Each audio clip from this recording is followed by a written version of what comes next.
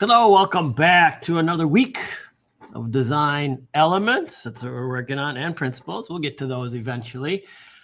Let's check out what's been going on. We cut them off on line and shape and form. Those all kind of go together for looking at our looking at the way things work here.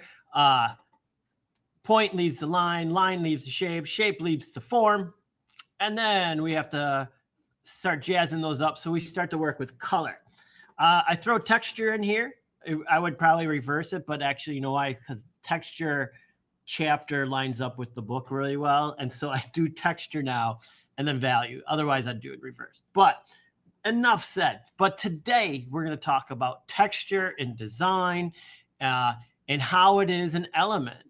And texture, when we get to the assignment, I'll talk a little bit more about like the bigger picture of texture and then how to almost make it easier to think about and what is really texture, because there's a broad definition behind that. So we'll get into that a little bit more in a bit.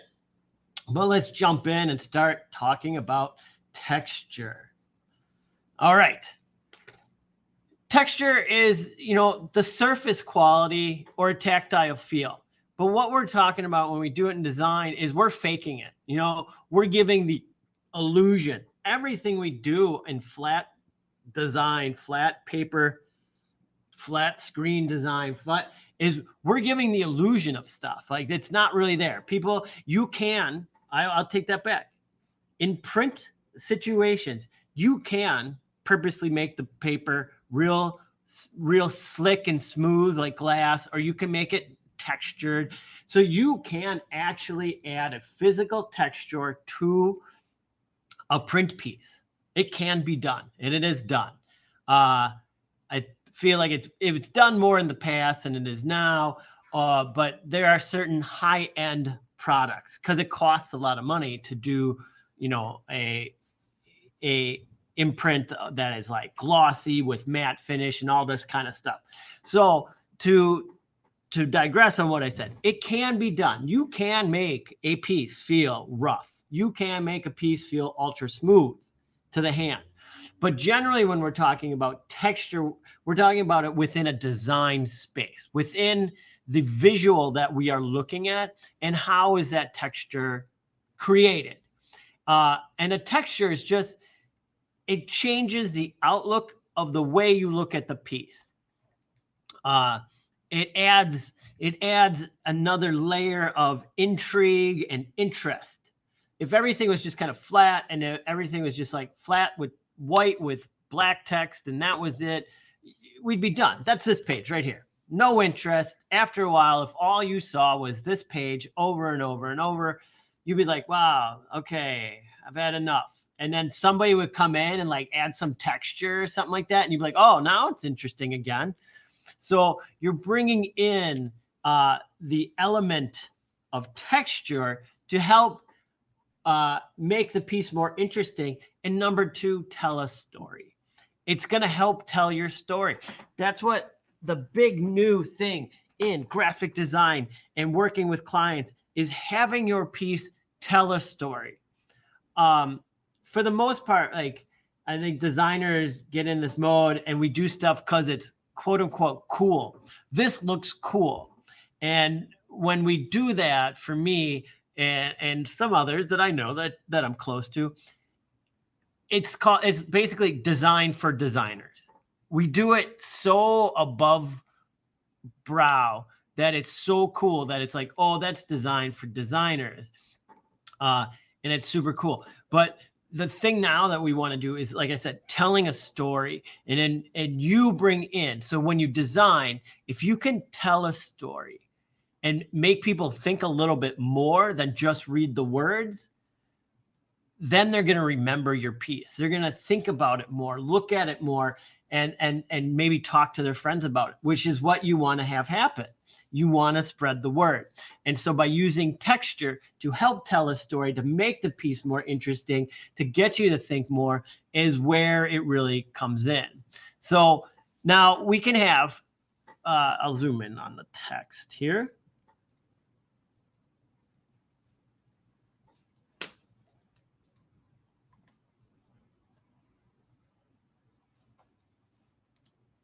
All right.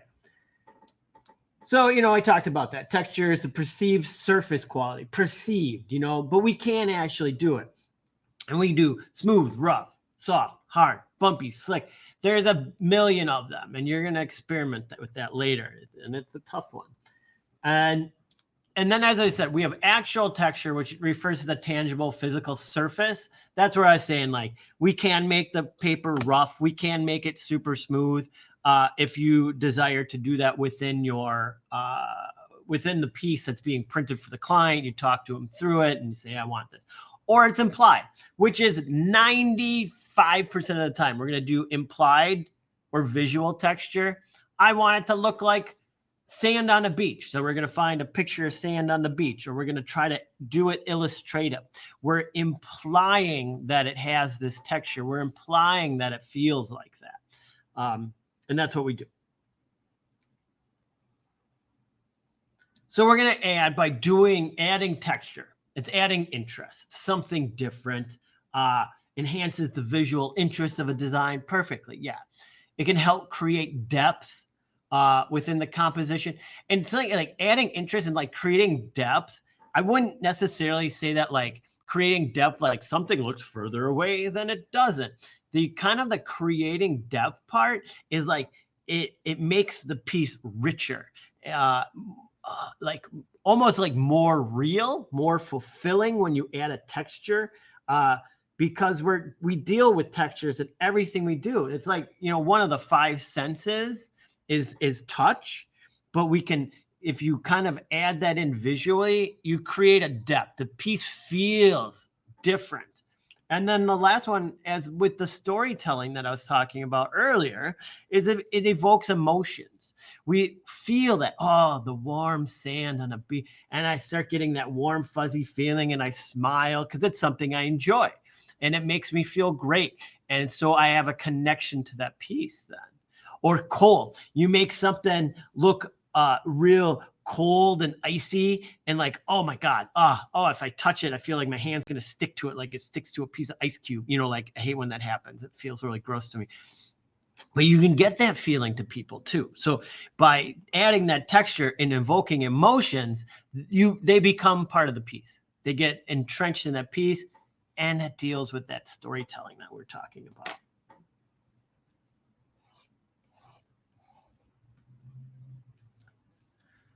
It builds on that contrast and variety too. So you can have, if that really adds to a piece. If you can have like some texture with not some texture, it's creating interest, different spots to look at. You want to keep people looking at your piece for as long as possible. Isn't that like, it's a weird way to think about it. And it's not always done necessarily like the more the better isn't necessarily the way that we should think about that. But it's just like a sense of variety where you can skip around and look here, look there, see this, see that. And by adding that contrast and variety, we're keeping the person interested in the piece instead of them just reading it and moving on. Our goal is really to get people to stick with that piece or come back to it again and again. Like, I remember, I want to go back. I want to look at that again.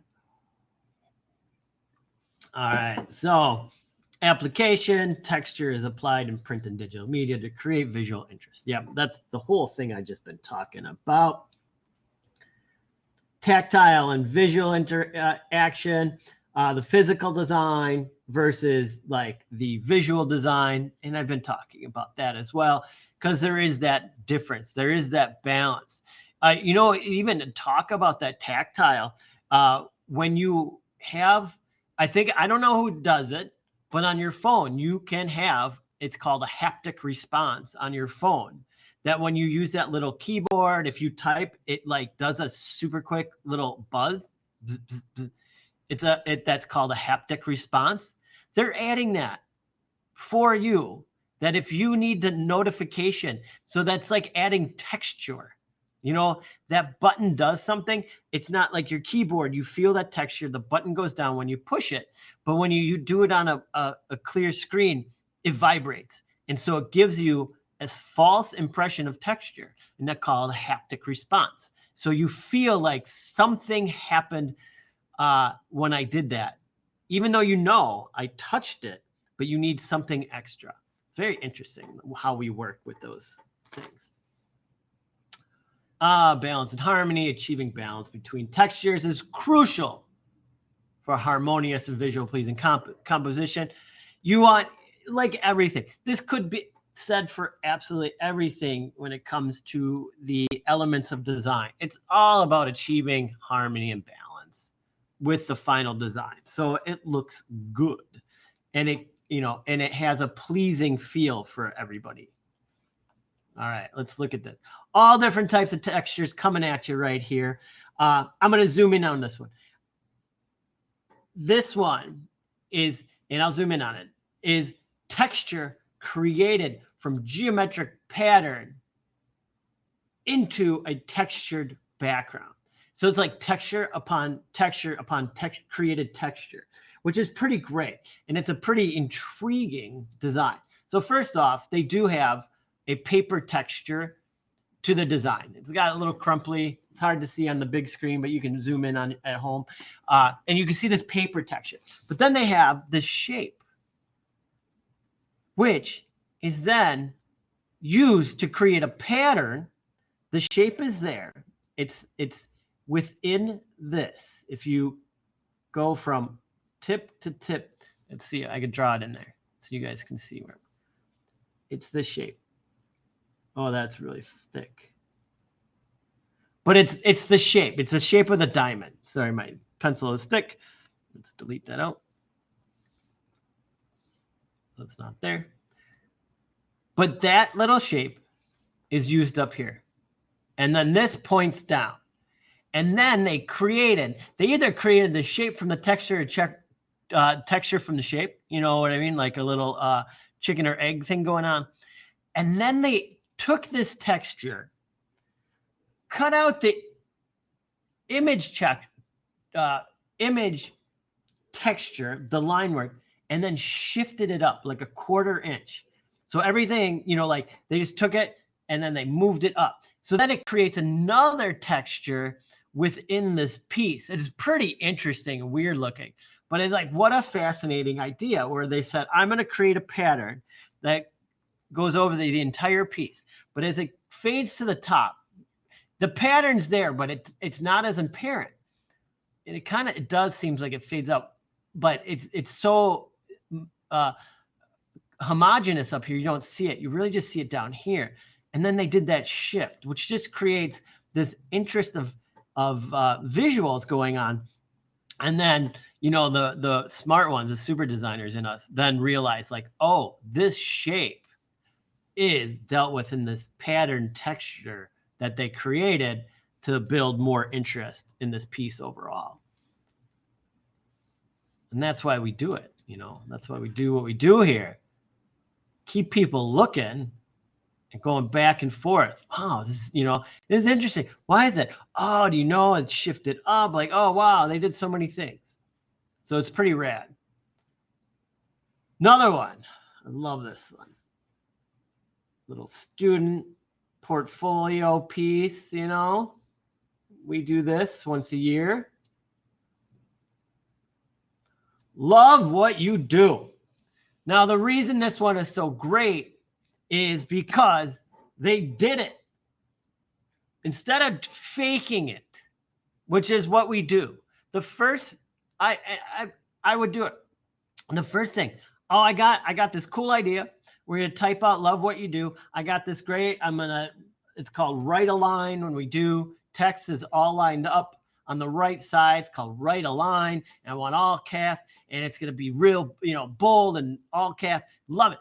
And then I'm going to set it up and then you start thinking like, but I want it more real. Well, okay, I'll fake the texture in Photoshop or Illustrator. I've got to make it look, but no, what they did is they cut it out. And they brought it out to the asphalt and they put it on the ground. And I love that they kept their shoe in there from, quote unquote, making it look like it's not going to blow away. And they just did it. And it's got texture, smooth texture on rough texture. You have the shadow, like true shadows happening, not fake shadows, nothing, faked here. The only part is down here that was typeset differently. But they did it to do it, which is the great part, which is always, I feel like it's always our secondary push when we're designers. We always think the computer can do it quicker. And it's so wrong. And it limits what you think about when you do graphic design. It just happens to be the tool that we're going to. The tools that we do use happen to be on the computer, but it doesn't mean that the visuals that we use have to come from a computer. It's the end all. You know, oh, we got to set it up. We got to send it to somebody. That's great. That's great. But the whole other work to create such a textural piece starts with us saying, I'm stepping off the computer. I'm going to use the computer to set up the fonts, to get this set up, to maybe use the old, the Cricut cutter or the big cutter that we have in a different room. We have one of these cutters, and I'm going to cut it out perfectly, have it cut out perfect. And then I'm going to use that out of a piece of construction paper. It's a different way of thinking, and we don't always think like that. We're so ingrained in just, we're on a computer, we're going to use a computer. And it's just, I'm the same way. So I'm guilty of not pushing my visual bounds to create awesome texture. I do this kind of stuff. This is the stuff I like. So let's zoom in on this one. And this one is texture on texture on texture. So we have what's going on. It's called half toning. Half toning is a way that we print, or it was the common way to print 10, 20 years ago. There's different ways of printing now as time has evolved with different machines and inkjet and smoother print processes. But the way that you did magazines and billboards and everything, posters back in the day, was through half-tone process and a half-tone texture. And they took 4 different colors: C, cyan; M, magenta; Y, yellow; and K, black, CMYK. And through this dot half-toning, they could make and simulate almost every color in the rainbow. And it's a very interesting process, and it's very cool to like simulate. You can do it in Photoshop. It's super cool. But this is a single color halftone. And so it gives you all the darks and lights, but it's only made up with dots. And so that's one texture. Then you have a pattern in the background. Is it a pattern or is it texture? It depends on how you look at it, hey? A pattern can be a texture. And I love that mix of it. Then we have scratched up solid white text, right? Oh no, it's not solid, it's scratched up. They created a texture within this white font to make sure it looked and blends in with the full design instead of doing it perfectly flat design. Everything's got a texture to it. Every piece, even this giant ornament ball has, you know, parts texture taken out of it so you can see through it. Really well done, like so much fun. And then the part where the information is kept, that's really nice and crisp and clear. So it contrasts that. All the excitement's on the top, and it's so exciting. People dancing, and I like take the soul train, you know, to Christmas. Love it. You know, it's so much fun, so exciting. In your face, you know. I love this like background, like even the shadow helps like push things to the background with that ornament back there, and you really know where everything is. And then down at the bottom, we make it easier to read.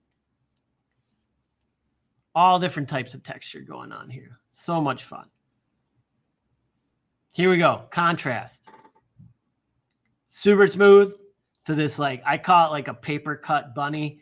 Like, how do you make this look like fur? Well, one person was like, kind of make it look like cut out paper. I don't know. That's how you do it.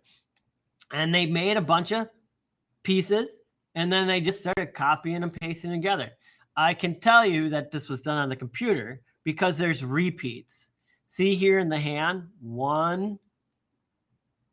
I don't like it when it shows up.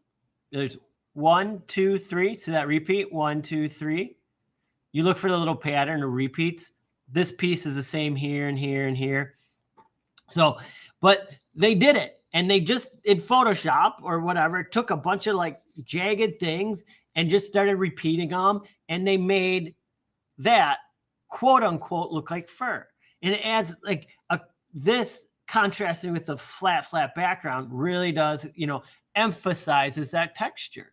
And it's just like a weird way to do it. It's pretty cool, but when we talk about texture and we talk about our assignment that we're gonna have to do for the project, how do you make something look rough? How do you make it look smooth? There's a million ways. It just takes some thinking. It is probably one of the harder projects you're gonna do. But it's just because you have to think a little bit outside the box, because this is one where we want to run to an image, but we can't use an image. So how do I simulate something looking rough? Well, I can do jagged lines, and I'll talk a little bit more about that when we go to the piece. And then finally, this one for mountain biking. It's just kind of a mix. Like, they got some dirty, like, looks like ink splotches everywhere, and they got like a kind of like a line grid going across, so it looks like it's printed on an old piece of paper that was used for something else that got spilled on. And then they have this really ornamental work with the text. But if you zoom in on the text, it's actually scratched in like paper. Oh, I hate that it's doing this. That it's like drawn, hand drawn, like they drew it and then they cross-hatched it in, chiaroscuro shading, like, so this is all hand done. So it's adding, there's texture upon texture upon texture again on here. And then here, this is the contrast. There's no texture here. They even added texture by double exposing this guy and making it shift off. But again, just all different ways to create interest using texture in a piece. And so I love this kind of stuff. It's so cool and it's fun to play around with. I have to admit, I love it, but when I design stuff for classes and whatnot, I have to be very simple in the design to keep it clear. But I'd love to do, more of this. And it takes some time. Designing like this takes more time as well. But it's not a bad thing. It's about getting in the zone and understanding. So that's how texture is used in a design and as a design element.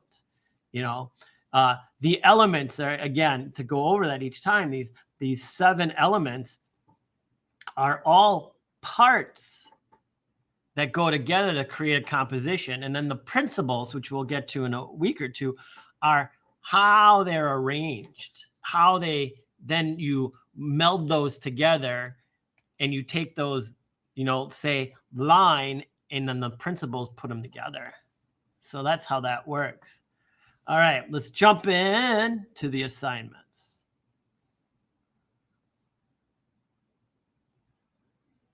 All right, research, standard, book cover, movie poster, an album cover. Start switching things up, start trying some new things. If you've been doing the same old design, I want to see something new. If you've been, I complimented you on a presentation template, try a new presentation template. Every week you should be trying something new and not standing with the regular. That's not creative. That's not what designers do. Designers switch it up. Every time you do something, you try something new. Experiment. That's how you become a better designer. So even if it's a simple one, you're like, oh, just use that same old presentation I used the last time. Try something new. Push your brain, The same old can be done by anybody. It can be done by my son who's in 5th grade and knows how to use Google Slides. He can do the same thing over and over and over. You should be creative and try new things with each design. You should always be trying new things with each design. Don't just rest. Well, I'm just gonna get this done. Well, if you take that attitude, oh, I'm just gonna get it done, whatever, you're gonna be a whatever designer and not get hired, because people are gonna go to the designers who are doing new and interesting stuff every time and not just what you can find. So I really push that, like, go for it, go crazy. And I do look for perfection on these. I'm looking for everything centered. I talked about that for the first week, how to center things, how to make them perfect alignment, perfect spacing, perfect centering. That's the other part too. All right, texture project. I want you to create pairs of textures. They're listed here. Smooth versus rough, soft versus hard, organic versus geometric, liquid versus solid. Textured versus flat, warm versus cool. This is, I mean, in texture form, not in color form. Whoa, you can do that. And old versus new. So you need to simulate this in Illustrator with no photos, as it says right here, no photos. My first hint for this is to think of cartoons. Think of comic books. Comic books don't use photos. Oops, I opened the wrong file. You know what I mean? So here, I did one. These are not included in your setup. I wanted something different. I did, you know, students like just do what I did. I did matte and glossy. Matte means textured, rough feeling. It's got a matte finish to it, or glossy. And for this, I did I think it was an effect in here, and I did distort and something like artistic and something around here, and I just did it. It makes it look rough and textury, okay? I call it matte finish.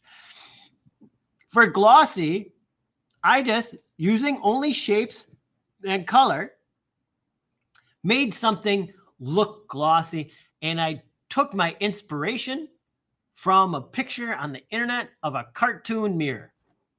So when you look through the words that I have in the assignment, think about how somebody might do, well, smooth and rough. The smooth and rough is very close to matte and glossy. How do they do it when I look at a cartoon? How do I know that, like, when something's drawn, and I'm not saying you necessarily have to draw, but how do you get that effect? It's kind of tough, but I want that feeling, that texture. What can you do? So again, in mine, I did matte and glossy, and look for reference. Nobody says you can't look for reference. I typed in cartoon mirrors, and I just hit images to give me like a clue, you know? And this is our standards. We have visual standards that kind of cross all bounds, and that's what I did. How do you do glossy in this? Like, I probably just looked at this and was like, oh, just emulate that. It'll look glossy. That's what our standard of looking glossy. So you can take, you know, let's say cartoon, maybe just dirt. I don't know why. You know, what does it take? You know, is that a rough texture? Cartoon sand, you know, like, and then you kind of just like, how did they do it? Like, how do I get that effect without a photo? Old versus new, you know, like that's another one. Like, how do I make it look old? How do I make that little square panel, one look old and one look new? I've had some really creative ideas coming out of this. So find the matching ones and have some fun with it. Yeah, so that's for that one. And now for your design practice, each one is getting a little bit harder, more things to add. So I'm going to click on Art Sims. I'm going to download it. All right, I'm going to open up my downloads folder. And again, if you are on a PC, you are going to right click and you are going to extract the files. If you're on a Mac, you just double click. And then if you're on a PC, you're going to make sure you open the extracted folder, just like I'm going to open up this folder.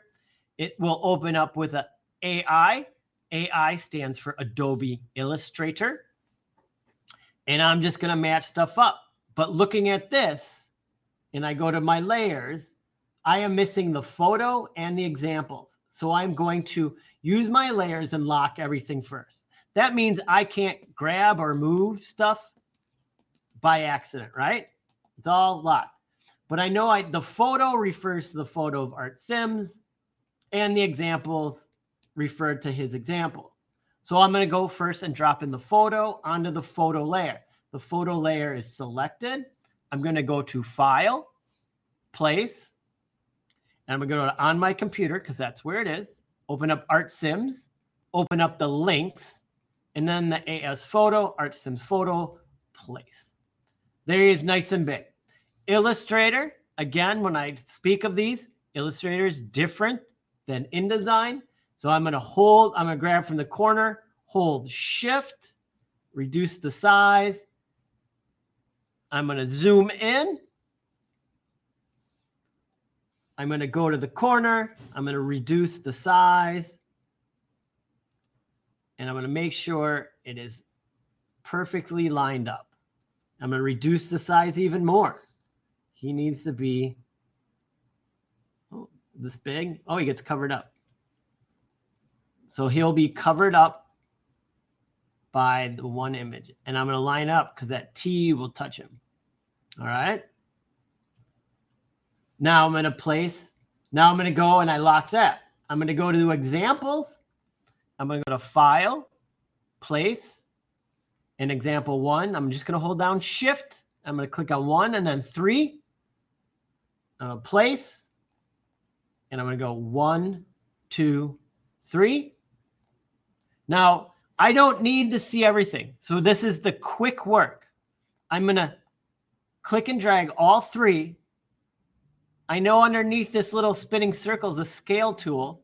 I'm going to double click on that. And to speed things up, I'm going to type in 25. I'm going to hit OK. Now those went flying off somewhere. That's fine. I'm going to zoom out,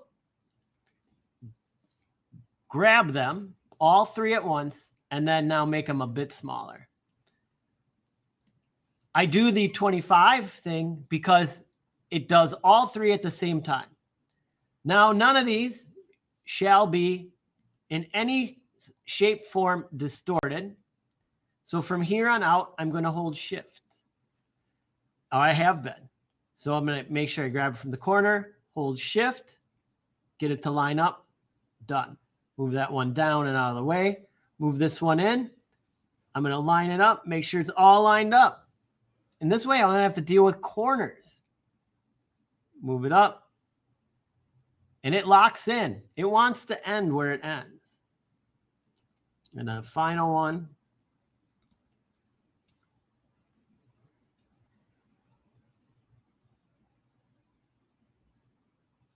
And I can move that up. I want it perfectly matched on that edge.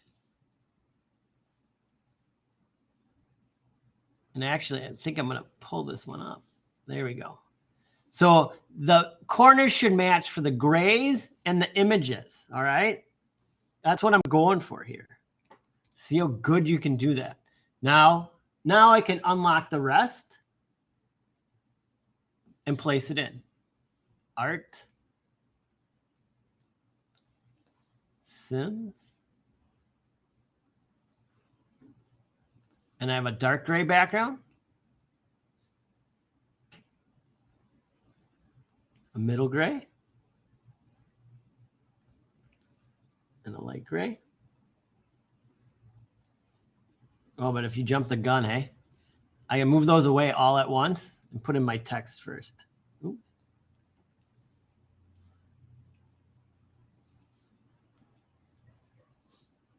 All right, that should line up. You can use your arrow keys to tap around.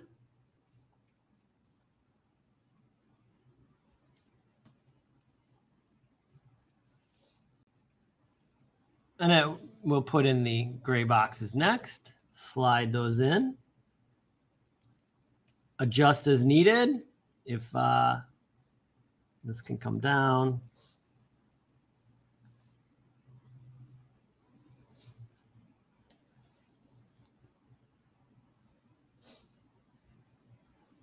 No gaps. I'm checking for gaps and making sure everything lines up. See, you can zoom in.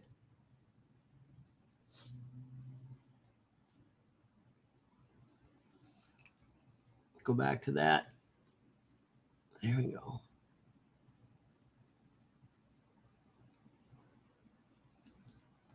You can zoom in. You can be so precise with these programs.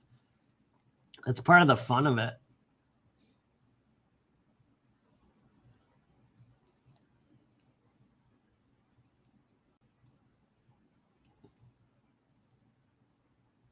And actually with these, I can stretch them if need. They're just gray boxes. Yep, this one needs to be pulled down a bit. I'm gonna go find the corner, the edge, make it a little bit bigger. And then put in the final background.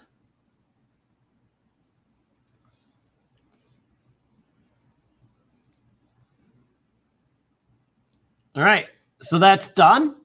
And then I go to File, Save As, and I'm going to save on my computer for this. I'm going to save it as a PDF. I'm going to hit Save. Now, when this comes up, make sure you're checking that Use Document Bleed Settings doesn't auto turn on, okay? Some of you have that turn on, and I can tell by the border being too big. You need to always double check. And the big one is View PDF after saving. Have that turned on. So when I hit Save PDF, it automatically opens it, and I can double check like, oh, that looks good. I'm done. Or if you see that it has a big border, you might be like, oh, I need to fix it. Or like, look, I need to move up my image. See how my image is dropped right there? See that? So I just go back. I can close this.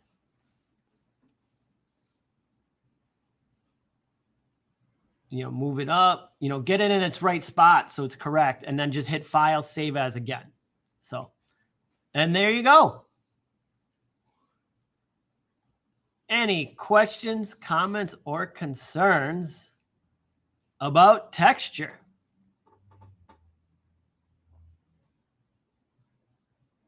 All right, cool. Well, you know how to get a hold of me. Make sure you turn in your homework. Make sure you're doing peer reviews for a better grade. And Thursday, let's talk about value. All right. Thanks a lot. Talk to you later. Bye-bye.